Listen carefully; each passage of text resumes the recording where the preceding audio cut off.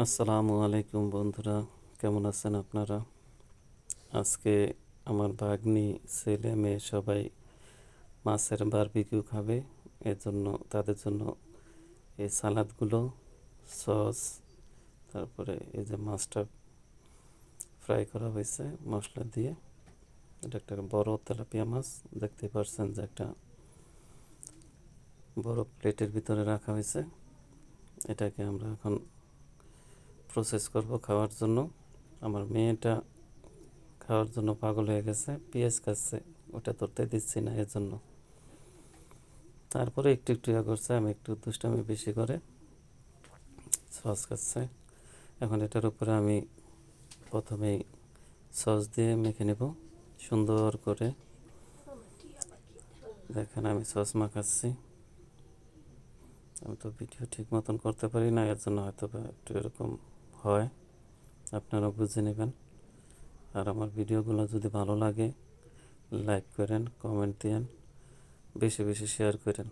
আর যদি কোনো সাজেশন থাকে তাও দিন।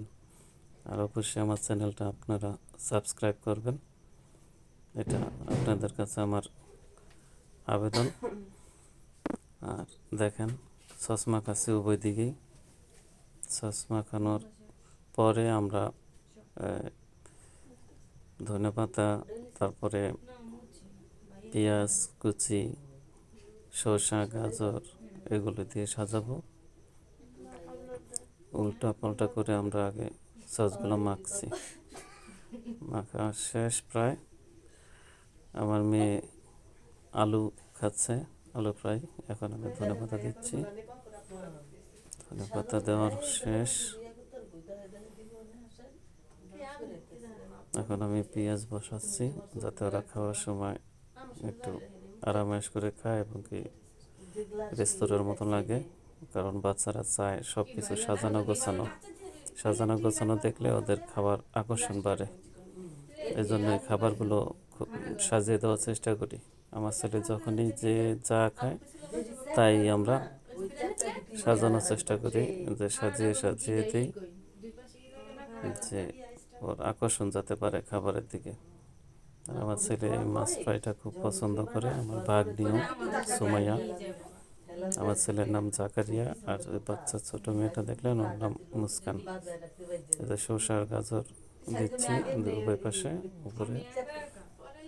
হ্যাঁ, তারপরে কিছু লেবুর রস চিপড়িয়ে দেব, যাতে স্বাদটা একটু বাড়ে।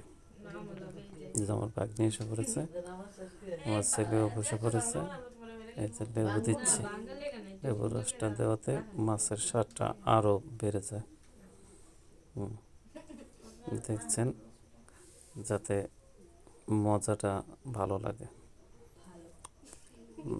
আমার খালামা যদি থাকতো তাহলে বলতো যে ভালো হয়েছে। আমি তো ওইভাবে কথা বলতে পারি না। এখন আলুর চিপসগুলো, আলু ফ্রাইগুলো এক কিনারে রাখতেছি।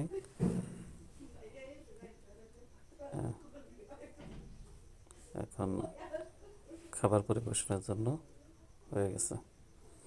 এখন ওরা খাওয়া শুরু করে দিচ্ছে। আগে আলু খাচ্ছে দুজন।